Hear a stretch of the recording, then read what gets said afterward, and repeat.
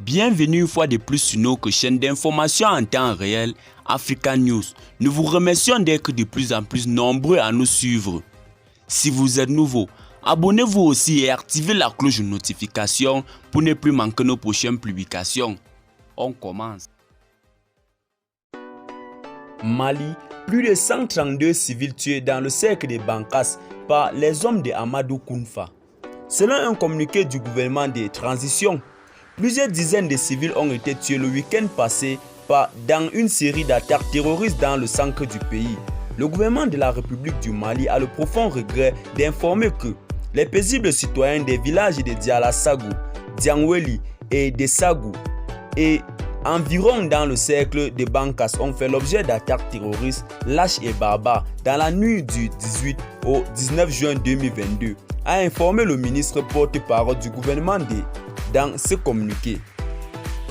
Les autorités maliennes font état d'un bilan de 132 civils froidement tués par les combattants du Katiba du Massina de Amadou Kounfa.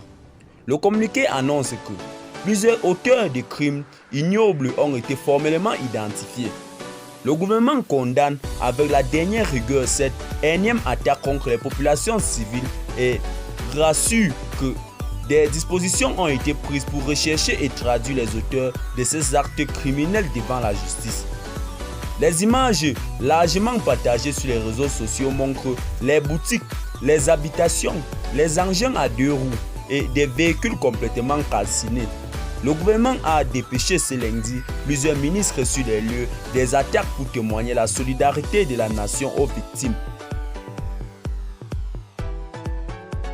Des élus locaux et plusieurs témoins joints sur place par DW évoquent le bilan d'au moins 100 villageois tués par des hommes armés qui les accusent de complicité avec les mercenaires du groupe Wagner, qui appuient l'armée malienne dans la lutte contre le terrorisme.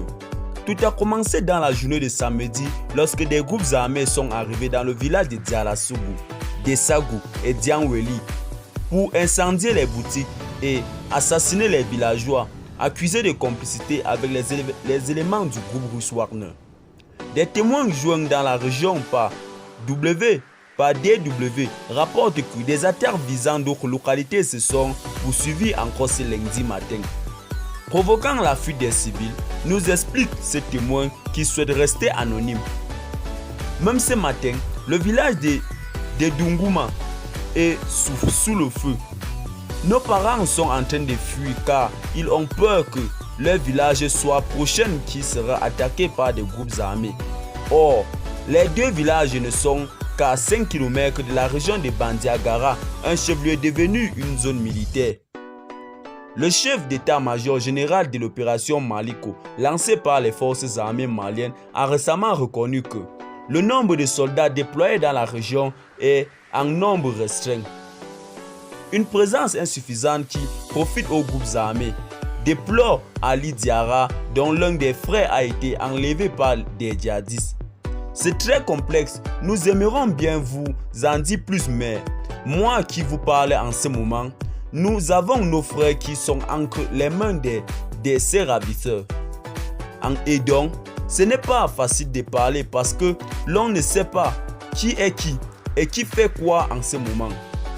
Et on ne sait pas avec qui nous vivons.